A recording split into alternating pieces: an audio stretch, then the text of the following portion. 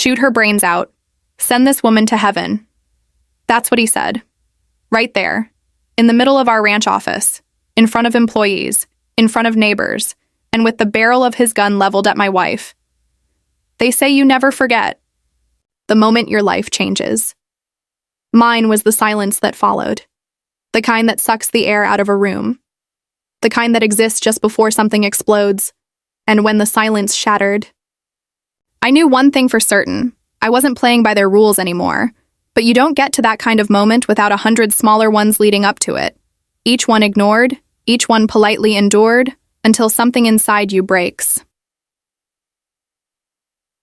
3. Months earlier, I was smiling. Genuinely smiling. We were pulling into the driveway of our new home.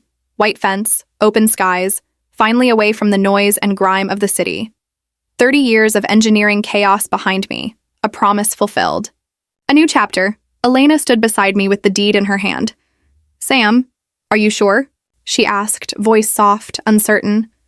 I looked at her, the woman who stood by me through deadlines, lost sleep, and every version of me I wasn't proud of. And I said, "Yeah, I'm sure." Because for the first time, I truly believed we could live the way we'd always wanted, Meadowbrook Estates. It even sounded peaceful. Our son Tommy, 16 and sarcastic, had already claimed the biggest bedroom. Elena had started planning the garden she'd dreamed about since college. And me? I was going to build something that would last. A sustainable organic farm on the edge of town, run by family, powered by heart. But hope is a dangerous thing.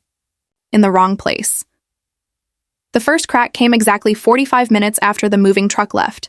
She showed up like a ghost in broad daylight. Perfect blonde helmet of hair. Matching pastel blouse and slacks. Gold clipboard clutched like a holy relic. And eyes dead as winter. "Mr. Garrett," she said, not waiting for me to confirm, "I'm Penelope Blackwood, president of the Meadowbrook Estates Homeowners Association." Her voice was sugar-coated poison. Before I could say anything, she whipped out a laser measurer and started scanning everything.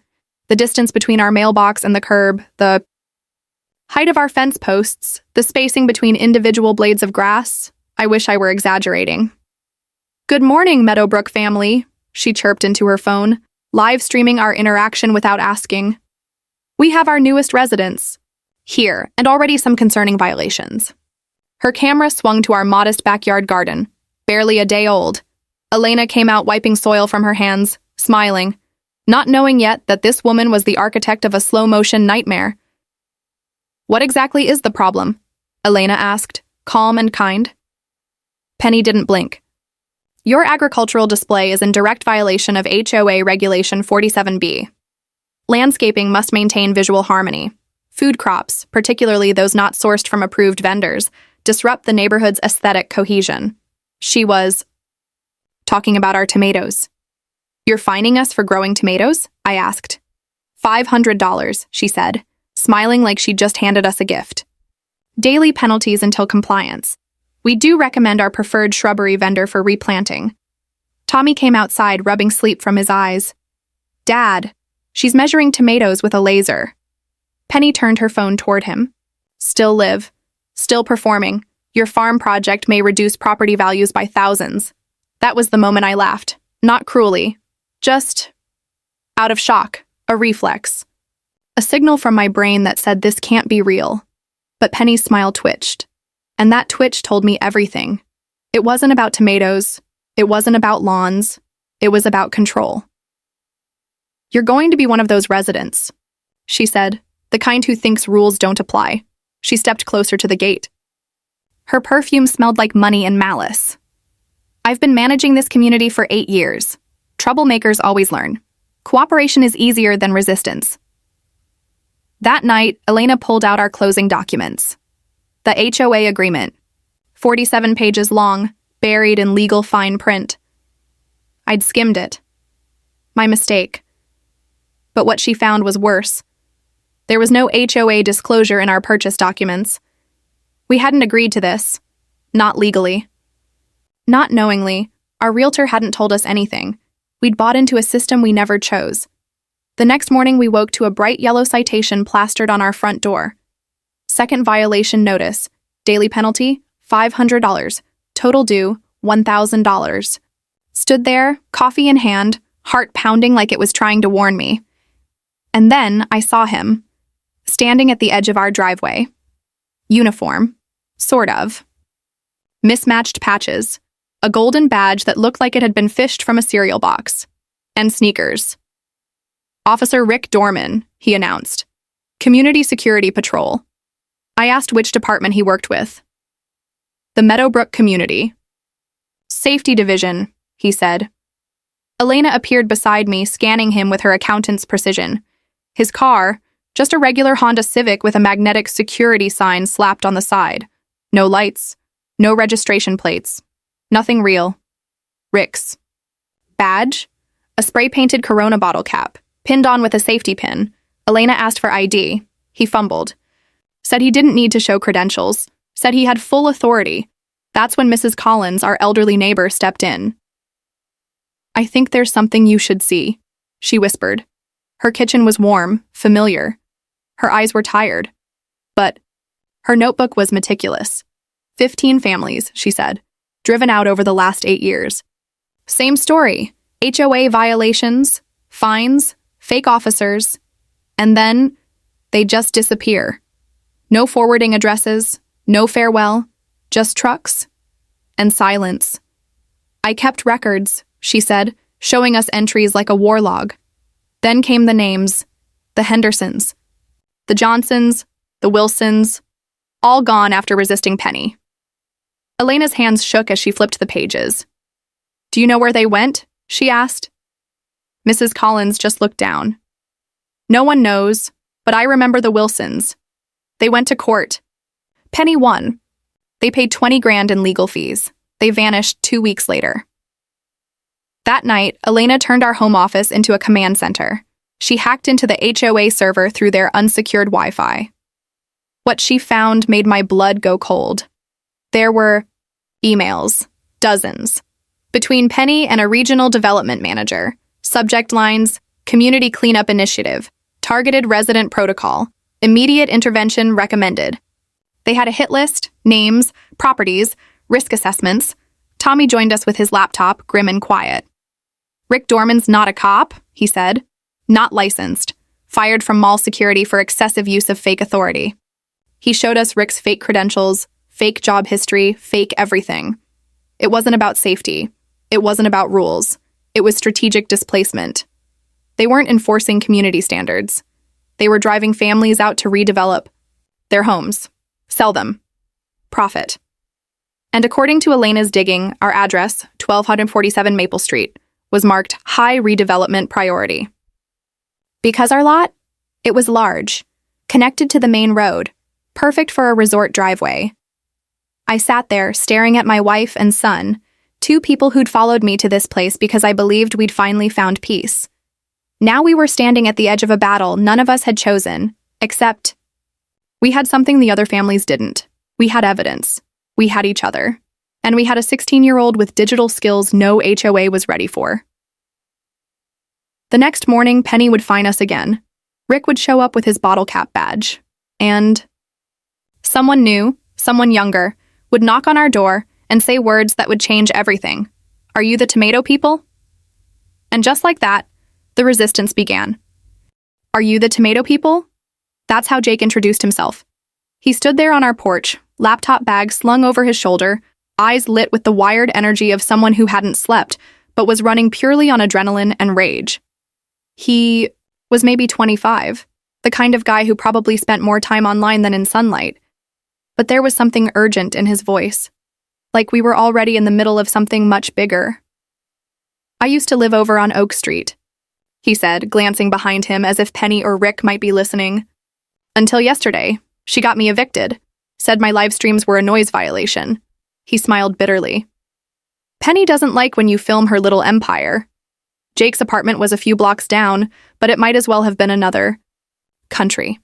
He led us into what used to be his bedroom, now a bunker of wires, screens, and backup drives. The curtains were drawn. The air was stale. But on one wall, a 48-inch monitor played looped footage of Penny Blackwood and Rick Dorman.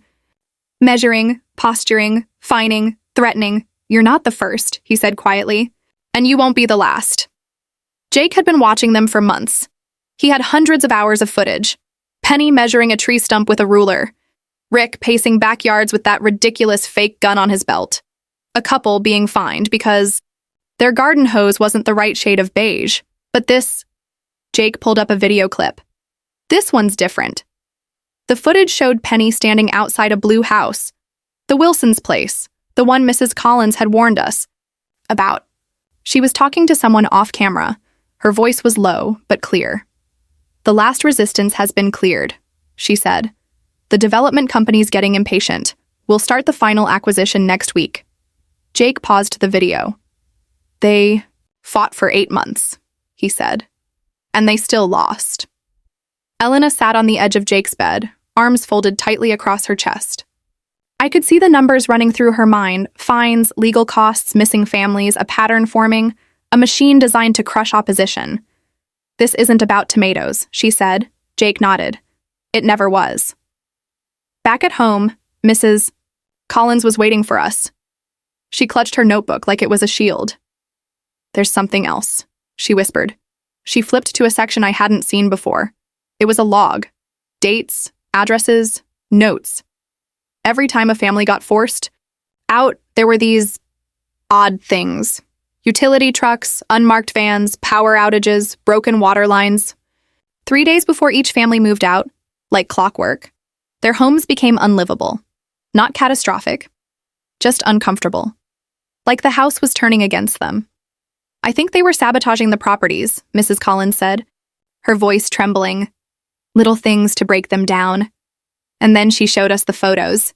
Grainy, zoomed-in shots of strange men in uniforms with no company logos.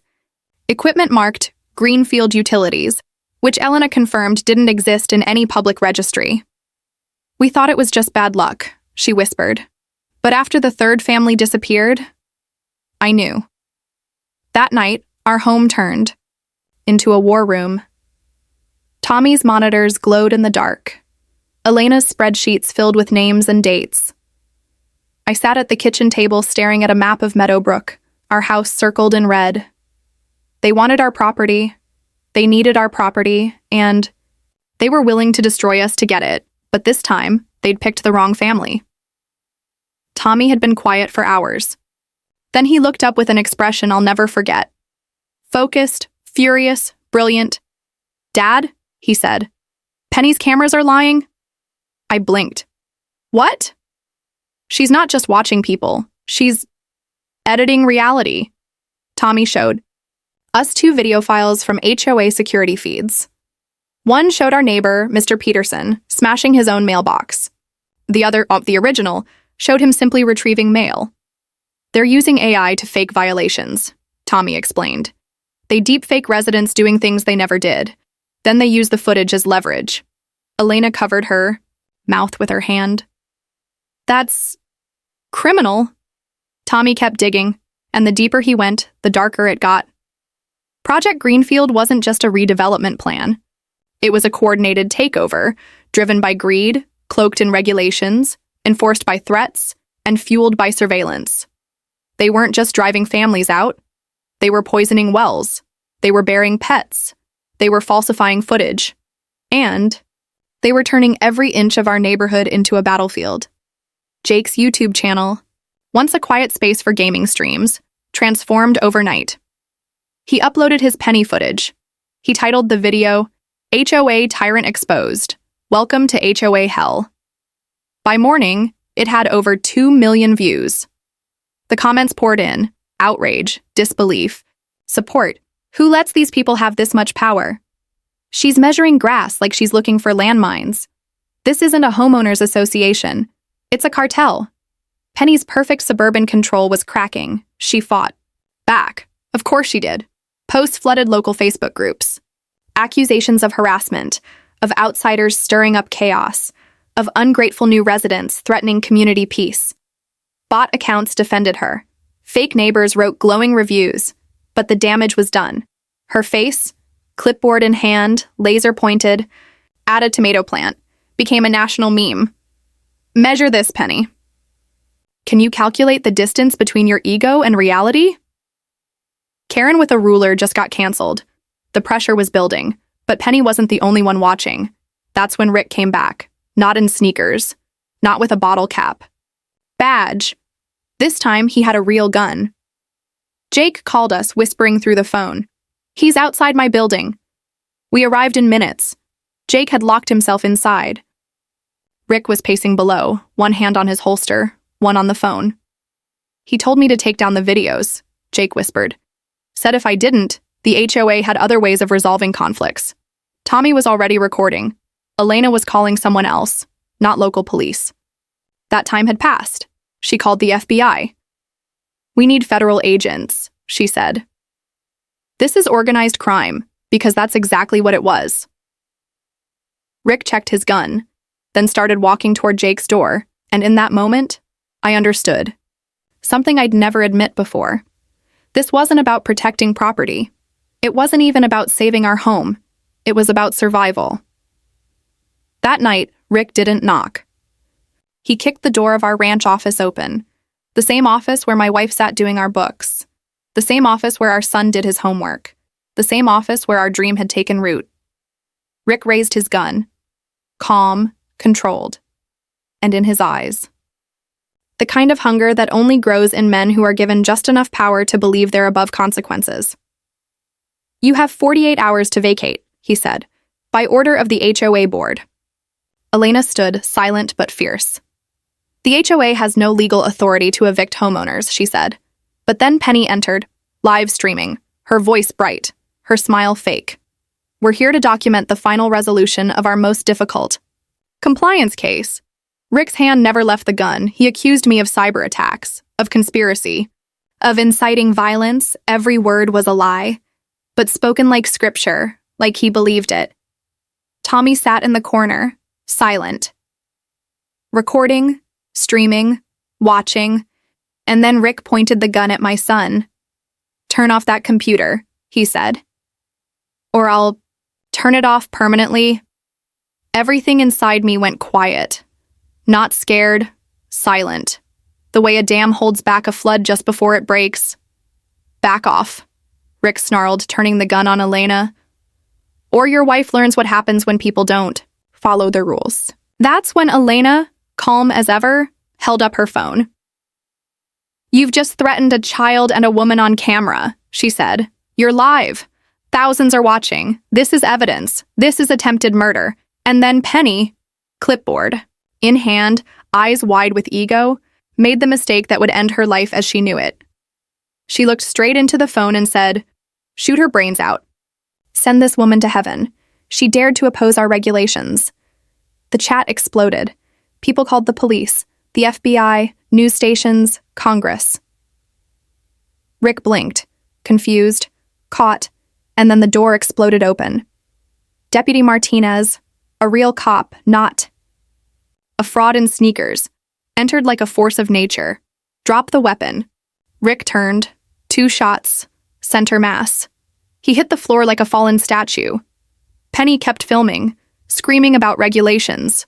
Her hand never left the record button, not even as Martinez ripped the phone from her grip. Elena wasn't badly hurt, grazed by a splinter. But the sight of her blood, that was the last thing I needed to become the man who would burn their entire operation to the ground. We weren't victims anymore. We were the spark. And the entire Meadowbrook machine was about to go up in flames. They thought they could silence us with fear, with lies, with a bullet. But when the blood hit the floor that day, they didn't kill our resistance. They baptized it. 6 hours later, the FBI arrived. Black SUVs, federal badges, no clipboards, no measuring, devices. Just the kind of silence that speaks louder than sirens. Agent Sarah Parker walked into our ranch office like she'd done this 100 times. Because she had. She was mid-40s, blunt-cut hair, no makeup, no smile, just eyes that had seen too many small towns try to bury their secrets under a lawn ordinance. "Mr. Garrett," she said, flipping open her laptop, "your family isn't an isolated incident. We've been tracking Meadowbrook Development Corporation for 8 months, but what you uncovered? That changed everything." She pulled up a map. Red pins marked 17 states. 17. Each pin was a neighborhood, a story like ours, a dream that turned into a trap. They install fake security, manipulate HOAs, harass resistant homeowners until they break, then redevelop the land for luxury projects, she explained. I looked at Elena.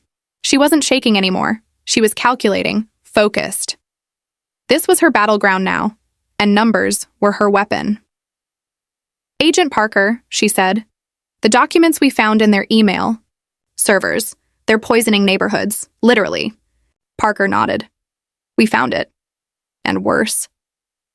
She opened another folder. Contamination reports, soil samples, satellite images, industrial solvents, dumped under residential developments, dozens of sites. In some states, the groundwater's already testing toxic. Tommy flinched.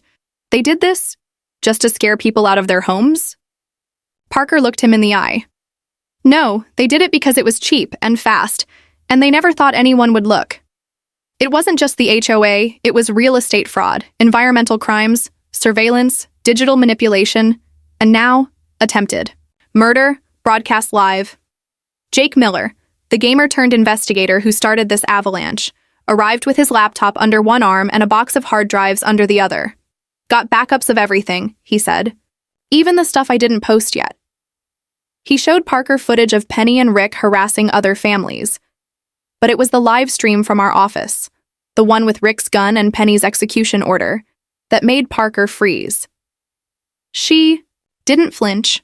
She didn't blink. She just said, this video is going to tear their operation apart.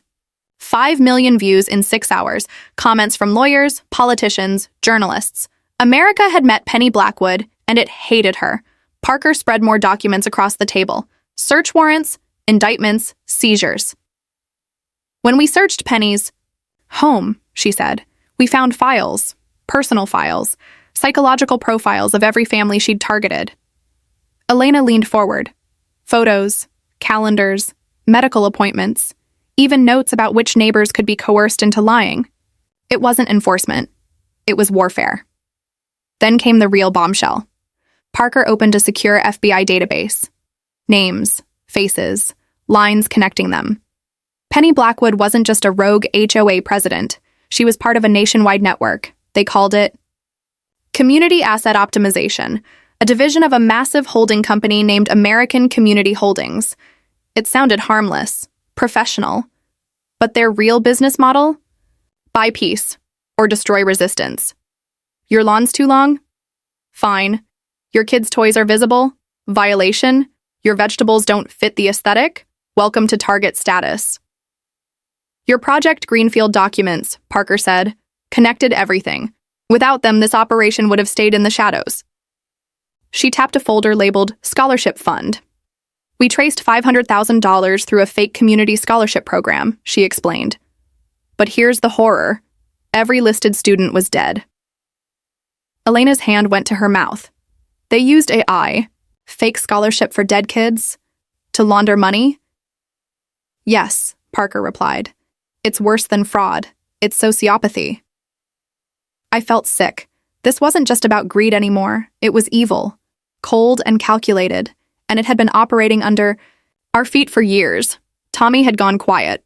Again, his eyes locked to his screen, his fingers flying. Agent Parker, he said, those HOA cameras, Penny's surveillance system, it wasn't just recording. He spun the laptop around. Packet logs, traffic spikes, code. I couldn't pretend to understand, but Parker did. We're selling resident data, Tommy explained, to marketers, credit agencies, insurance companies. They were monetizing our lives, our habits, our routines, even the way we walked to the mailbox. This, Parker said, pointing to the logs, is a Fourth Amendment case. The privacy violations alone could bankrupt their entire network. But Tommy wasn't done. He opened a deeper file. Penny's system wasn't just watching people, he said. It was fabricating evidence. Deepfakes.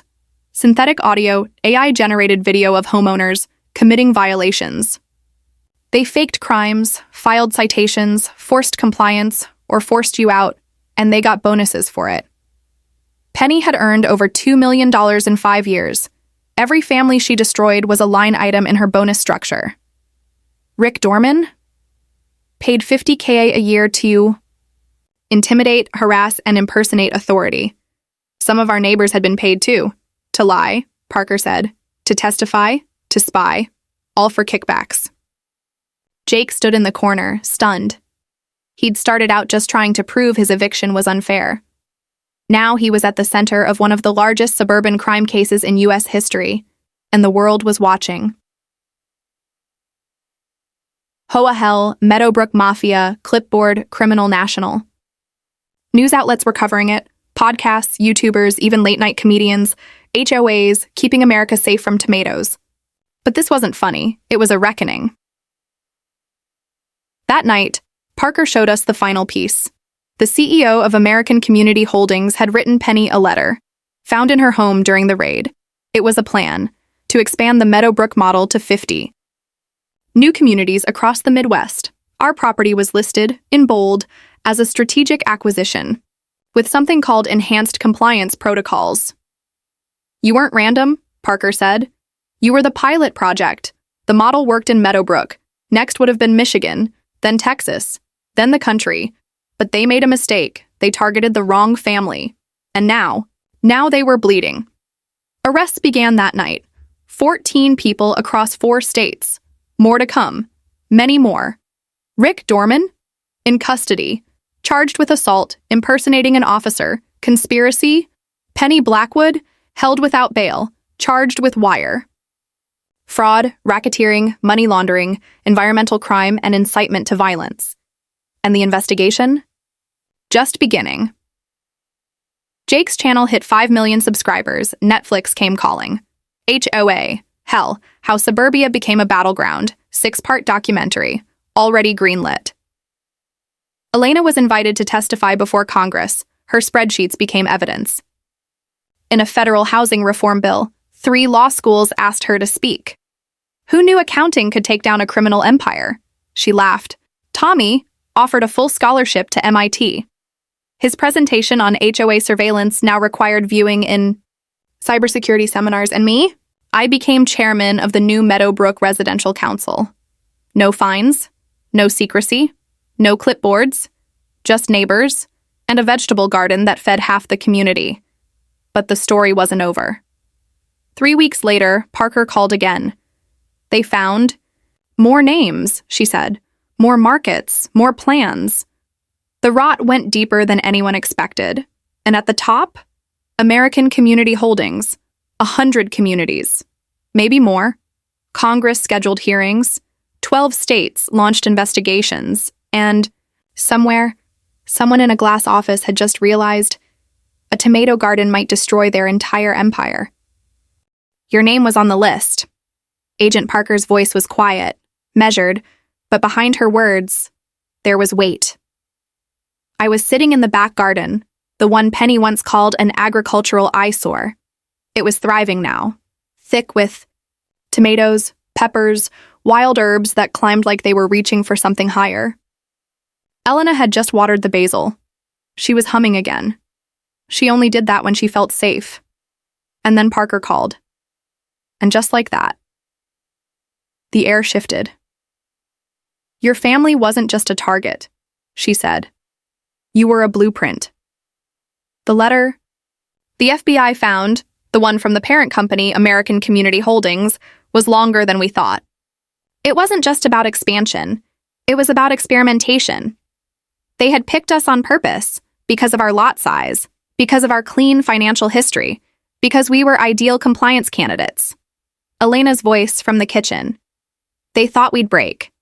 I looked at her. She was stronger than she'd ever been, and they'd tried to crush her with fines and bullets. They thought wrong, I said. What Parker told us next sent a chill straight through my spine. There's another file, she said. From a server we seized 2 days ago. Internal communications between the CEO and a subcontractor, titled Containment Procedures. Containment? Elena asked, already sitting down beside me. Yes, Parker replied. It outlines what to do when families don't comply. Not legally, not with citations, but Operationally, the document listed 3 phases. Phase 1, harassment. Phase 2, isolation. Phase 3, elimination. What does elimination mean? I asked, but I already knew. Parker didn't answer for a moment. Then quietly, she said, 3 families from the pilot list can't be located. Elena's hand gripped mine. Hard. Tommy was upstairs working on his next video. He didn't hear any of it. And I was glad, because if I told my son the truth, that this went beyond money, beyond fines, beyond even data, he'd never sleep again. They weren't just pushing people out, they were making people disappear. Parker continued. The 3 families missing had resisted for over a year. All filed lawsuits. All were marked for Phase 3. And now, no records, no forwarding addresses, no digital activity. And one name in that file had been highlighted, Sam Garrett. That's why Rick brought the gun, I said. They needed a spectacle, Elena whispered. They needed a warning. But instead, they got a rebellion. Jake's video had hit 12 million views. It was being translated into other languages. People in Germany, Brazil, and South Korea were commenting. Is this how American neighborhoods work? They tried to kill someone over vegetables? No HOA is safe from the internet. That last comment made me smile, because Jake had taken his channel global. He wasn't just talking about Meadowbrook anymore. He was exposing every HOA horror story he could find. Viewers flooded his inbox. Videos, documents, testimonies, entire communities broken and bullied were coming forward. And Penny? Penny was alone in a federal detention facility. No clipboard, no viewers, no script. Her lawyer had tried to argue diminished responsibility, that she was manipulated, pressured, that she didn't understand what the development company was really doing. But then the prosecutors played the clip, the one where she looked directly into the camera and said, "Shoot her brains out. Send this woman to heaven." There was no recovering from that. Her bail hearing lasted 12 minutes. The judge called her a clear and present danger to the public. And Rick, still in the hospital, handcuffed to a bed. His trial was coming, and with it, years behind bars. But even as the headlines exploded, even as agents arrested more people across the country, something felt unfinished, like we were still standing on a fault line. And then Tommy called us into the office. "Something's wrong," he said. He had pulled footage from the HOA's surveillance archives. Not for Meadowbrook, but from a development in Florida, one of the 17 other states Parker had mentioned. It showed a man standing in his driveway, a citation taped to his door. A community officer, same fake badge, same tone, standing in front of him shouting, but then the video cut. "I think it was edited," Tommy said. He ran the footage through a program. It confirmed it. There were 13 seconds missing, and when he accessed the original server, the raw file was still there. We watched it together. In those 13 seconds, the man reached for his phone. The officer grabbed his arm. There was a struggle. And then, the officer drew a taser and fired. The man collapsed. No mention of it. No report. No charges. The family was gone 2 weeks later. "Same pattern," Elena whispered. "They deleted the evidence." "No," Tommy said. "They buried it. Just like everything else." He showed us a list. 15 more families, in other states. All marked for containment. Jake was already connecting the dots. He posted a new video. The HOA cartel. How 15 families vanished without a trace. It got 5 million views in 4 hours, but the pressure was too much now. That night, the CEO of American Community Holdings was arrested. His mugshot was on every major news channel by morning. Gray suit, hollow eyes, power stripped clean from his face. And the files they found on his private server? Worse than anything we'd seen. Internal memos titled, "Suppressing Non-Compliant Narratives," "Emotional Trigger Strategies," "Digital Poisoning Techniques," "Recommended Pressure Points," "Spouses and Pets." Tommy froze when he read that last one. "They were targeting our dog," he said. It hadn't even occurred to me until that moment. How many animals had gone missing? How many were on Mrs. Collins's list? Dogs and cats, all gone after disputes, all from non-compliant homes. And now, We knew why. Parker called again. The charges have expanded, she said. We're looking at full RICO indictments, federal racketeering, wire fraud, conspiracy, environmental destruction. What about the missing families? Elena asked. Parker paused. And then she said the words we feared most. One of them has been found. We held our breath. In a shallow grave behind an abandoned development site in Missouri. It was a man named Daniel Morales, 42, software engineer. He had refused to leave his home after 6 months of HOA attacks. His wife and daughter were still missing. Elena sat down, silent, pale. Tommy stood in the corner, fists clenched. This wasn't about citations anymore. It was about murder. The final phase. The one they tried to use on us, and still, somehow, we were alive. Not just alive. Exposing them, ripping their empire apart. By week's end, there were congressional hearings scheduled, civil suits, statewide reforms. Our family had become a symbol, not of victimhood, but resistance. And yet, I still sat up some nights, listening, waiting, because evil like that doesn't just die quietly. It waits. It regroups. And somewhere I was certain someone else, clipboard in hand, was planning another phase 1. What's the price of peace? That's what I asked myself the night before Penny's arraignment. Not just money, not just time, but what it costs a family to stand up and refuse to kneel. Elena was asleep beside me. Tommy's door was closed, his monitors glowing through the hallway crack. Outside, the garden was quiet. Too quiet. And even with the house locked, and the HOA disbanded, and the clipboard lady sitting behind bars, I still didn't feel safe. Because peace isn't what they take from you, it's what they make you question. Your instincts, your memory, your sanity, and no amount of arrests or headlines changes that overnight. The next morning, we walked into the federal courthouse in downtown Chicago, the same building where embezzlers, organized crime bosses, and corrupt politicians had stood before, and now, Penny Blackwood. She was wheeled in wearing a tan jumpsuit and plastic slippers. Her signature golden clipboard was gone. Her hair, once helmet sculpted, now hung limp and gray.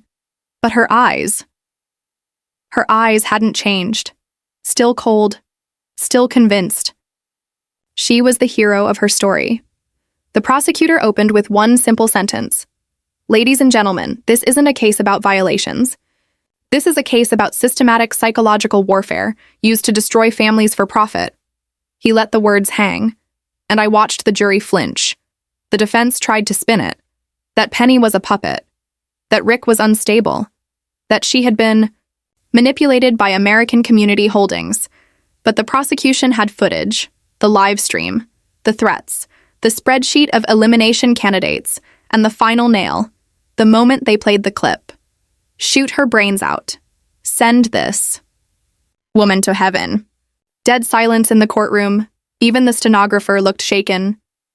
Elena sat beside me unmoving, one hand on my knee, the other gripping a folder of financial documents, records she'd compiled showing how Penny profited from every destroyed family. One by one, the other victims began to appear. The Hendersons, the Martinez family, the new owners of the Wilson house. Even Mrs. Collins, trembling but fierce, took the stand. She held up her little notebook like it was a Bible. This, she said, voice thin but steady, is what I wrote while my neighbors disappeared. She pointed to the jury. I want you to understand something. This wasn't some neighborhood disagreement. This was a purge. And when Jake testified, the courtroom changed. Because Jake wasn't polished, he wasn't rehearsed, but he was real. He played clips, he read messages, he showed what it looked like when a gamer from Oak Street fought a billion-dollar empire and won. I didn't mean to go viral, he said, shrugging. I just didn't want to get evicted for breathing too loudly. Laughter in the gallery. But it was the next line that stuck with me. I'm not a lawyer. I'm not a cop. I'm just a guy with a Wi-Fi connection. But I learned something. You don't have to be powerful to fight back. You just have to hit record. Tommy testified next. I thought I was prepared for that. I wasn't. He walked up to the stand like he'd done it before. No nerves, no stuttering. Just fire. He described how Penny had falsified footage, how she had sold our data, how she'd targeted our family with manipulated surveillance and fake citations. She tried to break my parents, he said. She tried to break me. He turned toward the jury, but we broke the system instead. When he finished, Elena squeezed my hand so hard it hurt, but neither of us let go. Outside the courtroom, the media swarmed, reporters shouting questions, cameras flashing, and for the first time in months, I saw something strange. Hope. Because this wasn't just about us anymore. This was about every homeowner who'd ever been bullied, every retiree fined for a cracked sidewalk, every young couple evicted because their mailbox was non-compliant. Our story had become a symbol, not of trauma, but of resistance. Still, healing doesn't follow headlines. That night, Tommy had a panic attack. He'd spent months under siege, hacking, documenting, protecting us. But now that the war was public, his walls collapsed. I found him in the garage, curled in the corner, gasping for air. I should have seen it earlier, he said. I should have stopped it sooner. I held him. I told him the truth. You stopped something no one else could. You saved lives. Mine, your mother's, maybe hundreds more. But it still took him 3 days to sleep without the lights on. Elena threw herself into the rebuilding. She testified before Congress. She advised other neighborhoods. She helped rewrite policies for HOA oversight at the state level. Her accounting career had turned into activism. And me? I was elected chair of the Meadowbrook Resident Council. We replaced the HOA with an open council. No fines. Without community vote. No secret citations. Every regulation had to be approved at town halls. And our first rule? No resident shall be penalized for growing food. We framed it and hung it in the new community center. It made the front page of the Chicago Tribune. Meanwhile, Jake's documentary was in post-production. Netflix had given him a 6-part series, HOA Hell, The Suburban War You Never Saw Coming. His email was flooded with messages from whistleblowers, developments in Arizona, Nevada, Georgia, all with stories like ours. He told us, "You think this ends with Penny? Nah, she was just the middle manager." And he was right, because Parker wasn't done either. Her investigation was expanding. More arrests, more subpoenas, and then the real twist landed. 3 weeks after the sentencing, Parker called again. They flipped one of the execs, she said. From American Community Holdings. He gave them a drive, encrypted, buried deep. What was inside? A full strategy plan for expansion into 200 new communities. 200. They called it Operation Horizon. And at the top of the file, target community, Meadowbrook Estates. Status, pilot complete. Deployment ready. That's when it hit me. Penny wasn't a rogue. She was a proof of concept. They were going to use her methods, her system, across the country. Our HOA wasn't an outlier. It was a test run. Parker sighed. Sam, you didn't just survive a local conspiracy. You exposed the largest coordinated housing rights violation in U.S. history. I didn't say anything for a long time. Then I walked out to the garden. Same place Penny once threatened to have it bulldozed. And I stood there, just watching Elena tend the tomatoes. Sunlight catching her hair. Soil on her hands. Alive. We hadn't just saved our home. We'd saved the idea of what a home is supposed to be. Not a battlefield, not a product, but a place where no one has to fight to grow food, or feel safe, or exist. We hadn't won everything, but we'd made sure the world knew.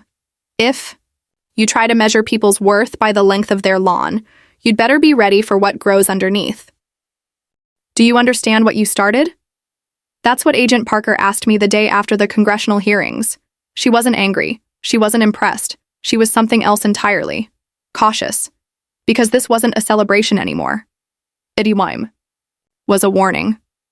I sat across from her in a plain DC office with no windows and more security cameras than furniture. She leaned forward with a manila folder in her hand and a grim look on her face. Sam, you and your family ripped the lid off something that's been festering for decades. She opened the folder. Inside was a single image, a satellite photo, of a suburban neighborhood. Neat, Perfect, cookie-cutter homes, like ours. But this wasn't Meadowbrook. It was a place in Nevada. Sunbend Grove.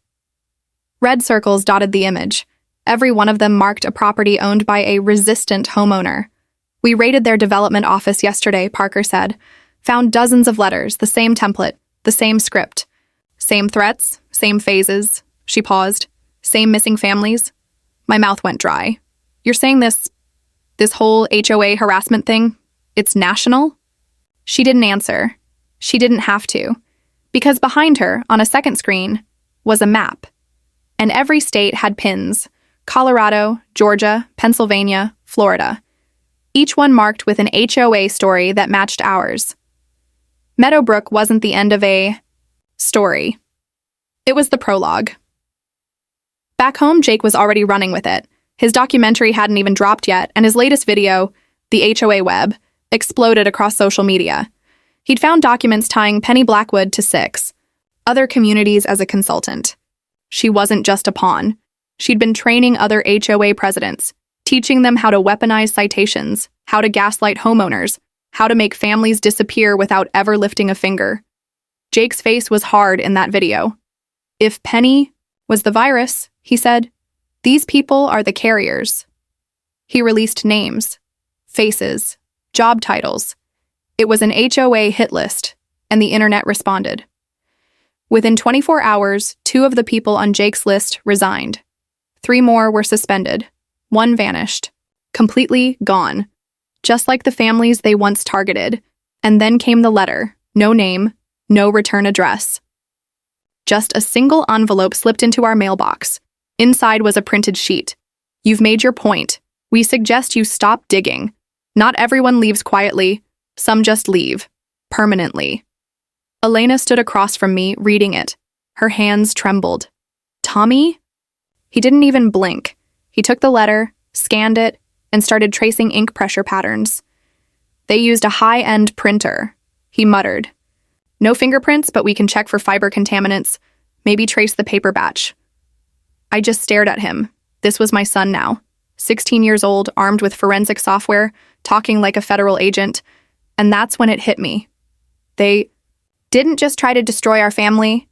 They tried to remake us, to harden us, shape us, turn us into something like them. But they failed. Because what they created was a storm. Jake wasn't the only one going public. All over the country, families were speaking out, posting videos, sharing receipts, emails, voicemails. One woman in Utah showed footage of a compliance officer using bolt cutters to remove her child's swing set. Another man in Florida recorded an HOA rep placing a dead squirrel in his mailbox and then fining him for it. It was everywhere. The media called it a movement, the homeowner uprising. Tommy called it what it really was, proof that no one gets to decide how we live, except us. Congress held emergency hearings, new legislation was proposed, and then finally a name surfaced that none of us expected. Robert Stratton, CEO of American Community Holdings, the man at the top of the pyramid. We'd heard rumors, contracts signed, under his initials. Emails from RS buried in old folders. But now, he was in the spotlight. He was called to testify before Congress. Live, on national television. And he walked into that hearing chamber like he owned it. Gray hair. Crisp suit. The quiet arrogance of a man who'd built an empire on silence. He sat down. No smile. The first question came from Senator Graham. Mr. Stratton, did you authorize the surveillance, harassment, and data mining operations executed by HOA management teams under your subsidiary companies? Stratton leaned into the microphone. I have no knowledge of such actions. The room exploded. Jake, watching live from our living room, yelled at the screen. Tommy recorded the feed. Elena took notes for her testimony the next day. And me? I just watched, because I saw something on Stratton's face that chilled me. He wasn't surprised. He wasn't nervous. He was waiting. And when the hearing ended, without a confession, without an arrest, Agent Parker called. Sam, she said, we lost track of Stratton's travel logs. What do you mean? I asked. He was supposed to return to DC for a closed-door deposition.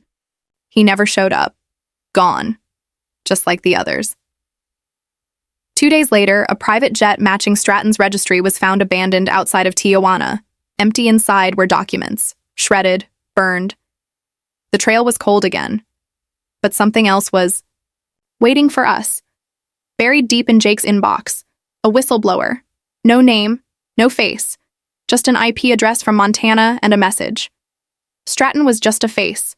The real architects are still in play. What you've exposed is only half the design. Look. Into the foundation files. Follow the money past ACH, you're close, they know. Be ready. Attached was a zip file. Jake opened it. Tommy decrypted it. Elena cross-referenced financials. And what we found? A network of community development trusts, nonprofits, shell companies, all funneling money back into a single black hole, the Fair Foundation for Residential Equity. It sounded noble. But it wasn't listed with the IRS, it wasn't registered in any state, and the people behind it? All used aliases. Every one of them had ties to real estate boards, housing lobbies, or HOA advocacy groups. We hadn't just uncovered a corporate crime. We were staring down the barrel of an ideological war, not just about money, but about control. About ownership, about who gets to decide how people live. Jake sat back from his monitor. This goes higher than we thought, he whispered. Elena closed her notebook slowly. They were never just flipping neighborhoods, she said. They were flipping the country. They weren't coming after our house anymore. They were coming after our story. That's what I realized the moment our internet went out. Not a flicker, not a warning, just gone. No signal, no service, no backup. And Tommy's voice from the upstairs hallway confirmed it. They hit the mesh network too. He came down with a hard drive in one hand and a look I'd only seen once before. The night Rick pulled a gun on us. They didn't hack us, he said. They cut us off. I turned to Elena. She was already on her laptop, trying every backdoor and mirror protocol she knew. Jake was 2 blocks away, calling from his backup phone. They're trying to scrub you, he said, breathless. Not just your site, your entire online presence, all your videos, backups, mirrors, gone. Tommy ran a diagnostic. Our hard drives, wiped. Our cloud backups, locked. Jake's server, attacked with a DDoS flood so massive it melted through 3 firewalls. They're not covering their tracks anymore, Elena whispered, and they weren't, because we'd found something that scared them more than exposure, proof that the Fair Foundation for Residential Equity was real. Not just real, dangerous. Buried in the encrypted files from the Montana whistleblower were spreadsheets, accounts tied to shell corporations, donations to political campaigns, contracts for private security, services, even payments to media outlets for narrative shaping. This wasn't just a rogue HOA cartel anymore. It was a machine. And that night, it came for us. We heard the tires first. Slow. Gravel crunching in a way that felt deliberate. Tommy turned off the lights without a word. Jake pulled the blackout blinds. Elena moved to the back room, downloading everything onto a cold storage drive. 3 black SUVs sat idling outside our house. No markings. No logos. Just tinted windows and silence. I grabbed the baseball bat I kept under the kitchen sink. Tommy had a better idea. He activated the Faraday cage he'd built in the garage. It blocked all signals, in or out. We had 5 minutes of digital. Darkness. Just enough time to move. Jake had a car waiting 2 blocks away. We left through the back fence, slipped through Mrs. Collins's garden, and vanished into the night. We didn't go far, just far enough, to regroup, to upload what mattered, to make one last move, because what we had wasn't just evidence anymore. It was a kill switch. Inside the final folder from the whistleblower was something no one expected, a blacklist, hundreds of names, developers, activists, judges, investigators, people marked as threats to the foundation. And near the top, Sarah Parker, FBI agent, our ally, our friend. She was next. We contacted her from a secured line. She didn't speak at first, then finally her voice quiet and exhausted. How long have they been watching me? Tommy answered, 2 years, at least. Parker exhaled like she'd been punched, but she didn't hesitate. I'll move it up, she said. I'm escalating this to a full federal task force. And then, she hesitated. There's something I need to tell you, she said. Silence. Then, you were betrayed. From the inside. Jake stared at us. What does she mean, inside? Parker didn't answer. Instead, she sent us a single photo file. And when it opened, I felt everything in my chest turn to ice. It was our real estate agent. The woman who sold us the house. The one who forgot to include the HOA disclosure in our paperwork. Smiling. Shaking hands with Penny Blackwood. In front of a banner that read, Fair Foundation Housing Initiative, Pilot Program Launch, Meadowbrook Estates. Tommy dropped the hard drive. Elena sat down. Slow, silent. We hadn't just walked into a trap. We were led there. The agent was part of it. She was paid to funnel target families into pilot communities, us. The Garrett family. We weren't just unlucky. We were selected. Parker, I said. How many more? Dozens, she replied. Maybe hundreds. Across multiple developments. They were picking people, profiling them, planting them in HOA-controlled zones, then breaking them for research. Everything we went through, the fines, the surveillance, the fabricated violations, it was engineered. Elena looked up. They didn't just build a scam. They built a case study. That night, we made a decision. We weren't just going to leak the files. We were going to burn the foundation to the ground. Jake live-streamed from an undisclosed location. Tommy built a site on the dark web and mirrored it across 117 backup servers. And Elena? She wrote the opening statement herself. She didn't use anger. She used facts. Welcome to the truth behind America's most powerful illegal housing operation. You thought it was about grass height, mailbox color, tomato plants, but it was. Never about that. It was about control, about data, about erasing resistance with a smile and a fine. We uploaded everything, the files, the audio, the footage, the full internal playbook of the Fair Foundation, and then we waited. It took 8 minutes to go viral. Major outlets picked it up within the hour. The whistleblower's name was revealed, and ex-developer turned witness. He'd been involved in 10 community cleanses. He came forward with documents the FBI hadn't seen, including video of Stratton, the missing CEO, speaking at a private conference, outlining compliance acceleration strategies. And the final clip? Penny Blackwood, 1 year before, our incident. Standing in front of a room full of HOA presidents saying, don't be afraid to push. People break faster than you think. The key is to act confident and never forget, the law moves slower than fear. It was over. In 72 hours, the Fair Foundation was dissolved. Its accounts frozen. Its executives arrested. Our former real estate agent fled the state. Caught in Nevada. Charged with fraud and conspiracy. Congress passed emergency reforms. States issued new regulations. The phrase HOA oversight became part of national housing law. And us? We came home to Meadowbrook. To the house they tried to steal.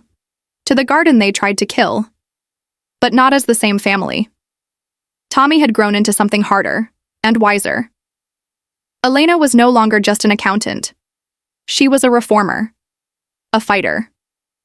A name on every housing watchdog's call list. And me? I finally understood the answer to a question I'd been asking since this began. What does it take to protect your home? Everything. But in the end, if you survive, it's worth it. You didn't just win. You changed the battlefield. That's what Agent Parker said as we stood outside the courthouse, 6 months to the day since Rick Dorman walked into our ranch office with a loaded weapon and a dictator's swagger. That man was now serving 8 years in federal prison. Penny Blackwood, 15, dozens of others, indicted, fined, disgraced. And as of this morning, the final sentence came down. Robert Stratton, 35 years without parole. His empire was gone. His assets, seized. his foundation, dismantled and dissected by every media outlet in the country. Elena's congressional testimony had gone viral. Tommy was now a freshman at MIT, studying cyber law and privacy ethics. Jake's Netflix documentary was the #1 series in America. HOA Hell had become more than a title. It was a warning.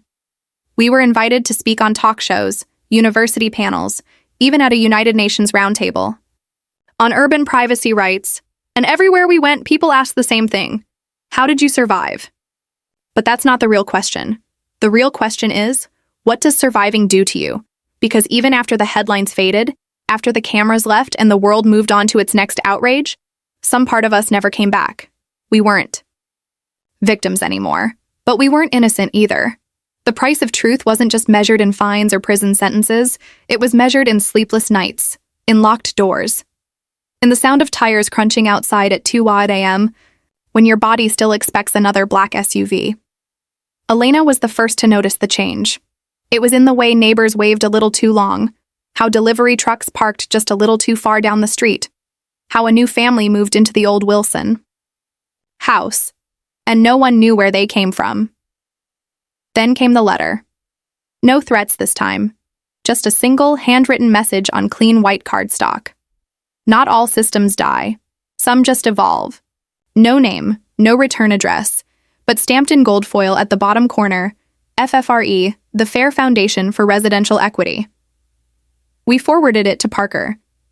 She confirmed what we feared. They're rebranding, she said. Fragments are regrouping. Under new names. New shells. They've learned how to hide better, how to move money, rewrite charters, manipulate elections from the inside out. What does that mean? Tommy asked. Parker sighed.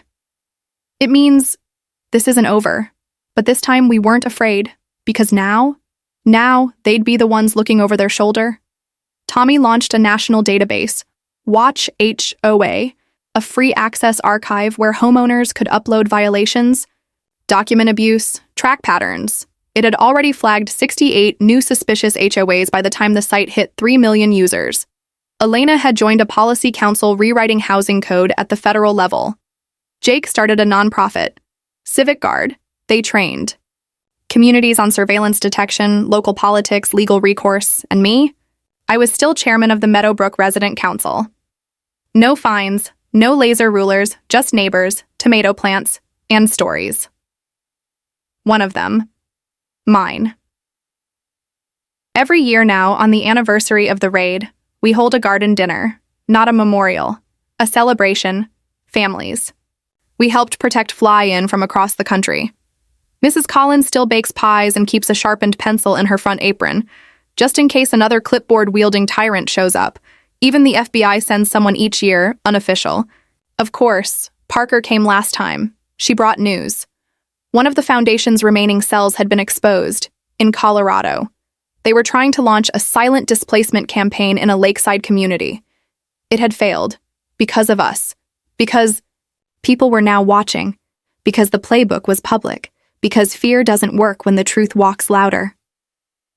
As the garden filled with laughter that night, I looked out across the yard, the same spot Penny once threatened to bulldoze, now filled with raised beds, wild herbs, and sunflowers reaching toward a sky she no longer controlled.